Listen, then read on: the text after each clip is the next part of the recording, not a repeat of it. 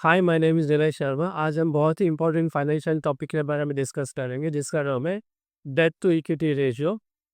अगर आप share market में इन्वेस्ट करना चाहते हैं, तो आपको इस रेशियो के बारे में पता होना बहुत ज़रूरी है। ये रेशियो हमको ये दिखाता है कि कंपनी कितनी स्ट्रॉन्ग या वीक है। जब भी मैं कोई शेयर बाय करता हूँ, तो बहुत सारे पैरामीटर्स मैं चेक करता हूँ। उनमें से ये भी एक रेशियो बहुत इंपॉर्टेंट है। तो सबसे पहले हम ये समझते हैं कि डेट और इक्विटी क्या होती है। डेट का मतलब होता है कंपनी का टोटल लोन, जो कंपनी ने बैंक से लिया है या डिबेंचर से या फ्रॉम अदर बोरोइंग, जिसको कंपनी को इंटरेस्ट के साथ में वापस रीपेमेंट करना होता है। इक्विटी का मतलब होता है कंपनी का अपना खुद का पैसा। ये पैसा आता है शेयर होल्डर के इन्वेस्टमेंट से या कंपनी के अपने पुराने प्रॉफिट से या रिजर्व्स या सरप्लस से, जिसको कंपनी को वापस रिटर्न करना होता है। अब हम समझते हैं कि ये रेशियो हमको क्या बताता है। ये रेशियो हमको ये बताता है कि कंपनी अपना बिजनेस रन करने के लिए लोन के ऊपर ज़्यादा डिपेंडेंट है या अपने पैसों के ऊपर ज़्यादा डिपेंडेंट है। सिंपल वर्ड्स में कहे तो कंपनी की जो टोटल लोन है और कंपनी का जो टोटल अपना पैसा है, इन दोनों का हम कंपैरिजन करते हैं यहाँ पे। अब बात करते हैं इसके फार्मूला के बारे में। तो इसका फार्मूला बहुत ही सिंपल है। Total loan divide by total equity, यानी कि जो टोटल कंपनी का जो लोन है, उसको हम टोटल इक्विटी से डिवाइड करते हैं। अब हम इसको एक सिंपल एग्जांपल के थ्रू समझते हैं। मान लीजिए कंपनी है जिसके ऊपर 7.5 लाख का लोन है और जिसकी इक्विटी 5 लाख है।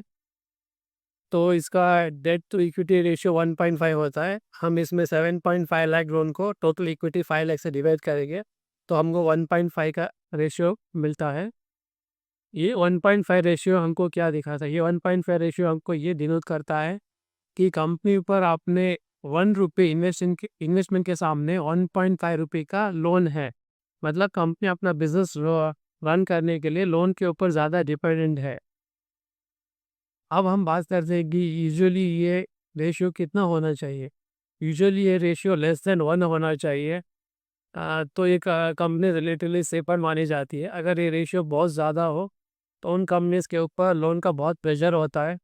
अगर कंपनीज़ के ऊपर लोन का बहुत प्रेशर होता है, तो कंपनीज़ को इंटरेस्ट पे करना पड़ता है। अगर इंटरेस्ट ज़्यादा पे करेंगे, तो कंपनी का प्रॉफिट डिक्रीज़ होगा। प्रॉब्लम्स के टाइम पे ये रिस्क और बढ़ जाती है। ये भी समझना बहुत ज़रूरी है कि हर एक इंडस्ट्री के लिए रेशियो सेम नहीं होता। अलग-अलग इंडस्ट्री के हिसाब से रेशियो डिफरेंट होता है।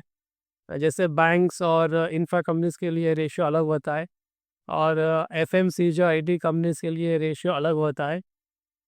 तो हर एक इंडस्ट्री के हिसाब से रेशियो चेंज होता है। जब भी आपको ये स्टॉक बाई करो, तो सिर्फ स्टॉक प्राइस या न्यूज़ के हिसाब से बाई नहीं करना चाहिए। हमको ये भी देखना चाहिए कि कंपनी के ऊपर टोटल लोन कितना है, कंपनी की टोटल इक्विटी कितनी है और डेट टू इक्विटी रेशियो क्या है। इन तीनों चीज़ों को एनालाइज़ करने के बाद ही हमको कोई इन्वेस्टमेंट करना चाहिए। अ, और यहाँ पे ये रेशियो हमको ये भी दिखाता है कि कंपनी का रिस्क लेवल का बेसिक आइडिया हमको पता चलता है। तो ये रेशियो बहुत ही सिंपल और इम्पोर्टेंट टूल है, जिसको हर एक इंडस्ट्री को समझना बहुत ज़रूरी है।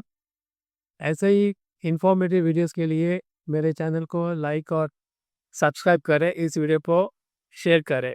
Thank you.